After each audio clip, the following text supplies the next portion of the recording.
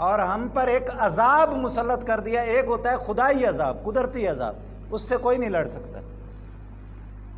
جس طرح کرونا آیا یا سیلاب آ گیا، یہ قدرتی عذاب ہے. ایک ہوتا ہے زمین کا عذاب، اور وہ عذاب کب ہوتا ہے؟ جب ظالم حکمران مسلط کر دیا جاتا ہے. جس قوم پہ ظالم حکمران مسلط ہو وہ قوم عذاب میں مبتلا ہو جاتی ہے.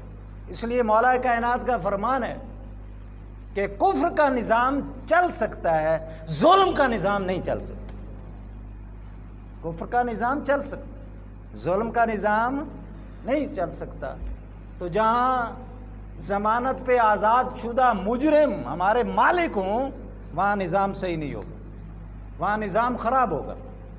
اور اس نظام کو ٹھیک کرنے کے لیے ہم دعائیں مانگ رہے ہیں، لیکن دعائیں مانگنا ہی کافی نہیں.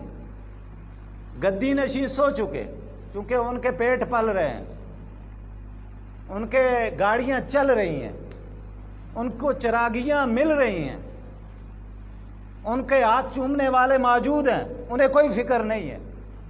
ان کا خود بھی سیر ہو رہے ہیں اور جو ان کے مرید ہیں وہ بھی سیر ہو رہے ہیں. ماں سوا ایک گدی کے، ایک آستانے کے، کہ آج بھی جب بھی قوم پہ، امت پہ، اسلام پہ، دین پہ، جب بھی وطن پہ مشکل آئی ہے تو ایک ہی آستانے نے آواز اٹھائی ہے، اور وہ آستانہ میرے پیر خانہ سیال شریف. آج بھی وہ آواز اٹھا رہے ہیں. اور جب بھی اگر ختم نبوت والا مسئلہ ہوا تھا تو میرے پیر مرشد نے آواز اٹھائی تھی، اور انتہائی نحافت میں، انتہائی پیرانہ سالی میں آپ نے آواز اٹھائی. آج بھی اگر آواز اٹھ رہی ہے تو ہمارے آستانے سے اٹھ رہی ہے، باقی سارے سو چکے ہیں، سمم بکم، سارے سو چکے ہیں. تو جس مرشد کے ہم مرید ہیں نا، ہمیں چاہیے اپنے پیر کامل کے قدم، چونکہ ہمارے پیر نے حق نہیں چھوڑا تو ہمیں بھی حق نہیں چھوڑنا چاہیے. اگر ہمارا پیر حق کے ساتھ ہے تو ہمیں بھی حق کے ساتھ رہنا چاہیے، ورنہ بیعت ترک کر دو، بیعت چھوڑ دو، اس کی پیر ماننا چھوڑ دو، سیالوی کہلانا چھوڑ دو. اگر سیالوی ہے تو یہ تیرے ٹوپی کا سرخ رنگ بتا رہا ہے، یہ سرخ رنگ حضرت غازی عباس کی وفا کا علامت اور علمبردار ہے. حضرت غازی عباس کی وفا، ان کی شہادت کا یہ خون، یہ سرخ رنگ، یہ پہچان ہے کہ جب یہ سیالوی سرخ ٹوپی پہن لیتا ہے تو پھر اس کا حق بن جاتا ہے کہ وہ اپنے پیر سے وفا کا حق ادا کرے. تو یہ آرٹیفیشیل ہے، یہ ان غلاموں کی تدابیر ہیں جو ہمیں مزید گرانا چاہتے ہیں. منبر خاموش ہے اور پیر خانے خاموش ہیں، علماء خاموش ہیں، کوئی آگے نہیں بڑھ رہا. اب ہم آپ کو آگے بڑھنا ہے اور اپنی سمجھ اور اپنے شعور کو پیدا کرنا ہے. اگر یہ سلسلہ اسی طرح چلتا رہا تو خدا نہ خواستہ ایک وقت آئے گا کہ ہم ایک ایک لقمے کے محتاج ہو جائیں گے. کوئی آواز اٹھانے والا نہیں رہے گا، نہ اقوام متحدہ میں کوئی آواز اٹھائے گا، نہ انڈیا کے آگے کوئی آواز اٹھائے گا، نہ اسرائیل کے آگے کوئی آواز اٹھائے گا، اور ہم غلامی کی چکی میں اسی طرح پستے رہیں گے. یہ ٹیسٹ ہے تیرا اور میرا. اگر آج تو نے اور میں نے، ایک وقت تھا نا جب وقت کا فرعون کھڑا تھا اور وہ لوگ کھڑے تھے کہ جن کے آگے کوئی چوں چرا نہیں کر سکتا تھا. تیرا میرا پیر سیال اٹھا اور اس نے اس شخص کی سپورٹ کی جس کو کوئی جانتا تک نہیں تھا علاقے میں، اور جب غلام حیدر بھروانا ایک طرف اور سید عابد حسین ایک طرف، یہ مقابلہ بنتا نہیں تھا کہ ایک طرف اور دوسری طرف جو ایک جٹ بندہ ہے، ٹھیک ہے ذمہ دار ضرور ہے لیکن جٹ ہے، اس کی پہچان نہیں، اس کا تعارف نہیں، اس کا تعارف ہے تو صرف پیر سیال تعارف، پھر صرف شیخ الاسلام تعارف ہے۔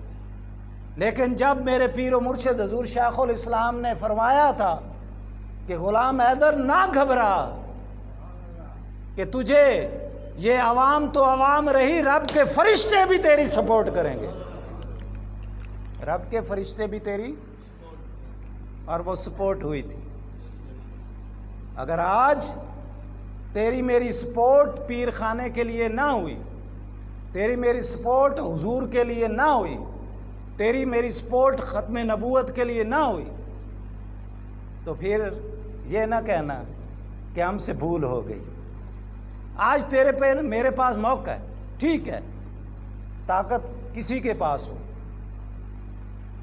طاقت یزید کوئی کم طاقت والا تھا، مظلوم تو حسین ہی ٹھہرا نا، پر کامیاب یزید ہوا تھا کہ حسین پاک سلام اللہ علیہ ہوئے تھے۔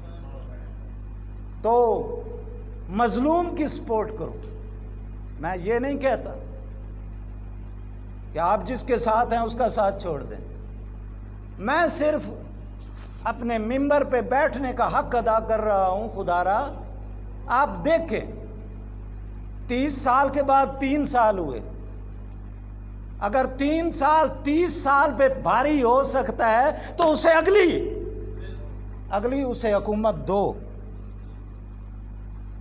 اور اگر 3 سال پہ 2 مہینے بھاری ہو سکتے ہیں، 3 سال پہ 2 مہینے بھاری ہیں کہ نہیں، تو یہ اگر منہ کالا کرنا ہی تھا تو اسے کرنے دیتے نا،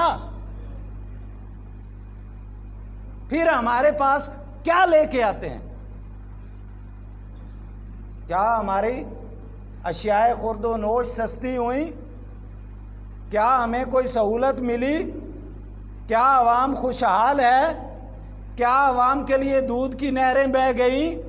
تیری میری کھاد سستی ہو گئی، تیرا میرا کرایہ سستا ہو گیا، تیرا میرا گھی سستا ہو گیا، تو بھائی بات ممبر پہ ہوگی، تو ممبر پہ ہوگی تو مخلوق خدا کی ہوگی نا، میں نے اپنی بات تو نہیں کرنی نا۔ غزوہ خندق میں جب دشمن حملہ آور ہو رہا تھا تو خندق کھودی جا رہی تھی حفاظت کے لیے، تحفظ کے لیے، تو صحابہ اسلام کے تحفظ کے لیے کیا کر رہے ہیں؟ بھوک بھی برداشت کر رہے ہیں، پیاس بھی برداشت کر رہے ہیں، اور ہر صحابی کے پیٹ پہ کیا کیا تھا؟ ایک پتھر بندھا ہوا تھا۔ جب حضور کی باری آئی نا اور حضور کا دامن جب اٹھایا گیا تو میرے نبی پہ ایک نہیں 2 پتھر بندھے ہوئے تھے۔ میرے نبی کے شکم پہ کتنے پتھر تھے؟ یہ تحفظ ہے۔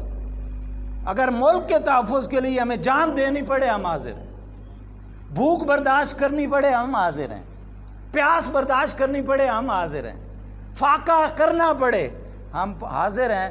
ملک کے لیے تو ہم حاضر ہیں نا، ان کے لیے حاضر نہیں جن کی گاڑیاں ہمارے ٹیکس پہ بھاگ رہی ہیں، جن کے گھروں کی سجاوٹیں ہمارے ٹیکس سے ہو رہی ہیں، جنہیں کوئی فرق نہیں پڑ رہا کہ قوم مرتی ہے مر جائے، پر ان کے اللہ تللو اور ان کی آسائشوں اور عیاشیوں میں کوئی فرق نہیں پڑ رہا۔